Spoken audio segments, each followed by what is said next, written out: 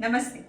हर दिन की बात में मैं आप सबका स्वागत करती हूँ। इस समय मेरे सामने एक हैंड निटेड स्वेटर है, दिखाती हूँ मैं आपको। ये कंप्लीटली रेडी है। इसका नेक मैंने वी नेक रखा है। डिटेल में आपको कितने फंदे उठाए ये सब बाद में बताऊंगी। आज नेक पे बात करते हैं। अक्सर जब मैं बुनाई करती हूँ ना, तो लोग मुझसे पूछते हैं किसी गले में कितना फंदा उठाया जाए। तो आप ये नोटिस करें कि जब इस वी नेक को घटाना शुरू किया गया था तो सेंटर का एक फंदा मैंने सेफ्टी पिन में फंसा के रखा है। इसे पहले ही निकाल लिया, हटा लिया। एक ये साइन हो गया कि इस तरफ का हिस्सा यूं जाएगा गले के लिए और इस तरफ का हिस्सा यूं जाएगा गले के लिए, और हर एक दो सलाई के बाद एक एक फंदा घटाते हुए हम लोग अंत में इस नतीजे पर पहुंचे। आस्तीनें भी रेडी, इधर की आस्तीन भी रेडी है और इधर की आस्तीन भी रेडी है। अभी अटैच इसलिए नहीं की क्योंकि जब ये बहुत हैवी लगने लगेगा तो इसका गला बुनाई करना, गले की नेटिंग करना थोड़ा डिफिकल्ट हो जाएगा।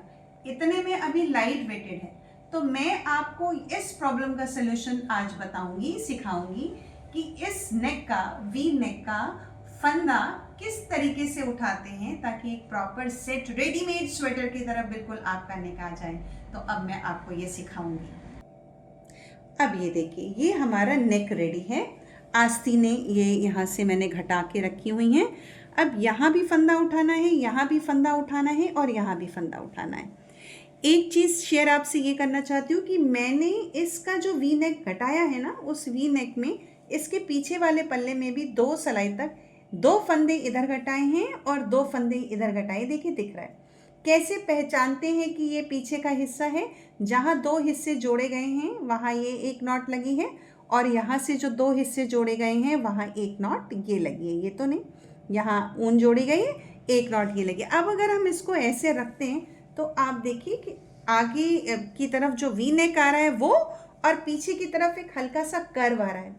ऐसा इसलिए किया ताकि जब इसके ऊपर पट्टी बिनी जाए तो जेंट्स कॉलर के ऊपर ये चढ़े ना। जब पूरा बनेगा तो मैं आपको दोबारा वीडियो शेयर करूंगी। अब लोग मुझसे पूछते हैं कि कैसे, कितना फंदा उठाया जाए। तो जब हम साइड की तरफ की बात करते हैं, इस तरफ की, इस तरफ की और इस तरफ की, कोशिश ये रहेगी कि लगभग 110 फंदे के आसपास फंदा उठाया जाए। देखिए ये 10 नंबर की सलाइयाँ हैं।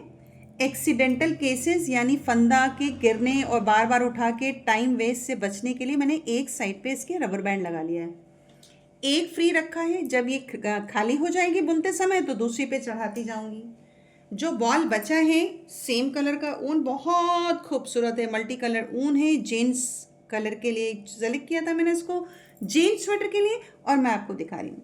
अब देखिए आप, जैसे इस वाले पल्ले में ये वो पोर्शन है जो हमने घटा कर बनाया है, तो मैंने एक इसका फंदे का लूप ले लिया।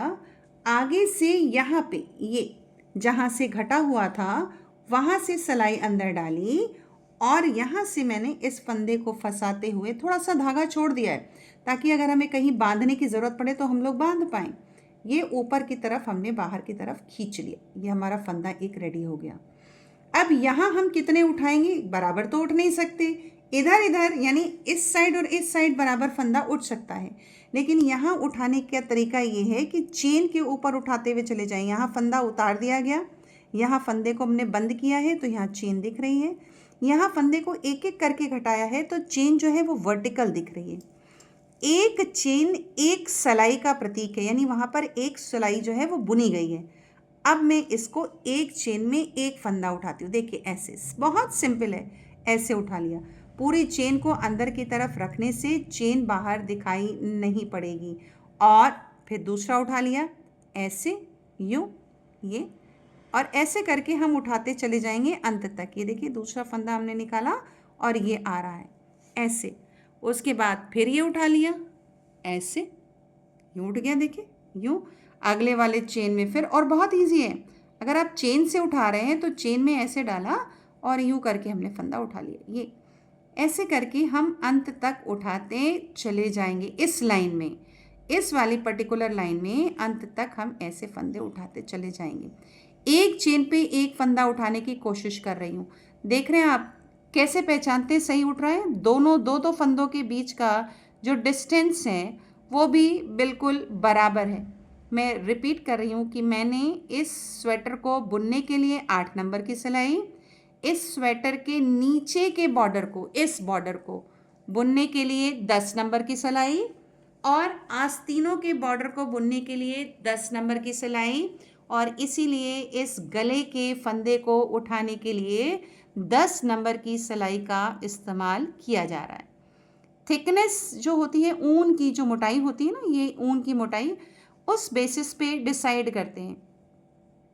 कोई भी स्वेटर जब हम लोग बनाते हैं तो उस स्वेटर को बनाते समय ध्यान रखते हैं कि ना तो उसमें बहुत जाली आए और ना वो बहुत घना होना चाहिए, इतना डेंस भी नहीं होना चाहिए कि एयर आर पार ना जाए, क्योंकि तब फिर उस स्वेटर में वार्मथ नहीं रहती।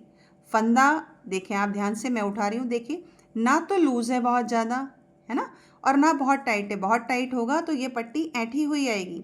तो ऐसे उठाने की कोशिश की गई है जैसे नॉर्मल सिलाइयों पे हम लोग फंदा डालते हैं। और ये हमने उठाया चेन पे, फिर ऐसे, और इस चेन पे ऐसे ही उठाते हुए चले जाएंगे। कोशिश ये है कि 110 के आसपास हमारे फंदे बने, या इससे थोड़ा सा ज़्यादा भी हो सकते हैं, क्योंकि जब हम चोटी बनाएंगे ना, आगे वाली चोटी, तो उसमें हर तरफ 2-2 फंदा दबेगा। ये चीज़ मैं आपको गला बुनते समय बाद में दिखाऊंगी। आज मैं भी दिखा रही हूँ कि फंदे हम लोग कैसे उठाते हैं। देखिए ऐसे सिंपली ऐसे डाला, ये इसको ऐसे अंदर, ये सिलाई इस तरफ से धागे के साथ इंसर्ट की और पीछे की तरफ से हमने धागे को खींच लिया। दोनों तरफ से कोशिश यही है कि चेन कैच की जाए। अगर 2 चेन रहेगी तो हमारा ये स्वेटर मजबूत रहेगा। जो आप बिनाई करेंगे, जो पट्टी आप बिनेंगे, जो धागा आप उठा रहे हैं फंदे के फॉर्म में, ऊन जिसको आप फंदे के फॉर्म में उठा रहे हैं, वो बहुत मजबूत रहेगा। ये हमारा अंत तक आ गया पीछे वाला गले का हिस्सा। गले में जो पीछे की तरफ पट्टी बनेगी उसकी सलाइयों से हमने जो फंदा उठाया, ये अभी हमने पीछे वाले हिस्से को क्लियर किया। ये आ गया, देखिए यहाँ तक ये पहुँच गई। ये शायद चेन के नीचे से जा रहा है, दोबारा कर लेते हैं। ये देखिए बन गया, बहुत इजी था, कुछ भी नहीं था इसमें। ये हमने करके तैयार कर लिया। अब साफ साफ दिख रहा है कि यहाँ पे ये पल्ला इस पल्ले से जुड़ा है। सिलाई ये देख कर कि पल्ला यहाँ से जुड़ा है, मैंने चेंज कर ली। अब यहाँ पे क्या करना है, देखिए यहाँ पे क्या होता है कि एक फंदा, इस फंदे को आप नोटिस करेंगे, ये फंदा ये बिना बुना हुआ उतार लिया गया है। इसका मतलब ये हुआ कि इस फंदे के बीच में 2 सिलाइयाँ हैं, एक सिलाई वो जो बिनी गई, एक सिलाई वो जिसमें इसको उतारा गया। तो जब मैं यहाँ से उठाऊंगी ना फंदा, तो मैं कोशिश करूँगी, मैंने पहले वही चेन के बीच से यहाँ से लिया, तो मैं कोशिश करूँगी कि मैं एक चेन से 2 फंदे उठाऊँ, क्योंकि सिलाइयाँ 2 हैं। सीधी सी बात है, कोई भी स्वेटर की पट्टी तभी अच्छी और शानदार बनेगी, फाइन बनेगी, जब हर सिलाई पे एक फंदा उठा हुआ हो। ये फंडा है, जितना अच्छा आप उठाएंगे उतना अच्छा आपका पट्टी बनेगा। ये एक फंदा निकल जाए तो हमारी गाड़ी जरा आगे बढ़े। ये निकल आई, इसको थोड़ा सा ऐसे कर लेते हैं ताकि हमारी दूसरी सिलाई आपको क्लियर दिखाई पड़े। चलिए ठीक है, इधर की रबर बैंड निकल गई है, मैं इसको यहाँ लगा देती हूँ। 1 2 3 करके हमने रबर बैंड लगा दिया। इधर वाले में भी फंदे कम हैं तो निकलने का ऑप्शन नहीं, अभी आ गए। अब ये जो चोटी दिख रही है, इस चोटी में 2 सिलाइयाँ दिखेंगी। नेक्स्ट चोटी ये जो दिख रही है, तो हमने क्या करना है, चोटी को छोड़ देते हैं, सिलाई को कैच करते हैं। ये है सिलाई, तो हमने ये इसको यहाँ से एक फंदा लिया और इसी एक दूसरी वाली चोटी पर, इसी चोटी पर 2 बार उठाएंगे। देखिए एक ऐसे और उसके बाद एक धागे को छोड़ देते हैं। यहाँ हमने उठा लिया तो एक धागे को छोड़ दिया और दूसरा ऐसे, ये यानी हमने बुनाई पे फंदा उठाना है। आप बुनाई पे फंदा उठाएंगे तो बहुत ही क्लियर कट समझ में आएगा कि किसके ऊपर बनाने की बात की जा रही है। ये देखिए, और फिर इसी में इस वाले पार्ट को एक इधर लेते हुए ऐसे किया और ये ऐसे, यानी यहाँ हम एक चोटी पे 2 फंदा उठा रहे थे और पीछे वाले पल्ले में एक चेन पर केवल एक फंदा उठा रहे थे। क्यों? क्योंकि वो फंदे की जो गिनती थी वो जंजीरे से गिनी जा रही थी। यहाँ एक जंजीरा का मतलब 2 फंदे हैं। तो ये देखिए, ये एक जंजीरा है ना, तो इसमें पहले जहाँ ये फंस रहा है जंजीरा, एक फंदा हमने उस पर उठा लिया और दूसरा फंदा हमने जंजीरे पे उठा लिया। ऐसे करते हुए मैं अंत तक आऊँगी। नेक्स्ट वीडियो में मैं आपको सारे फंदे उठा के भी दिखाऊंगी और उसके बाद एक सिलाई बिनकर भी दिखाऊंगी। तब तक के लिए बाय बाय।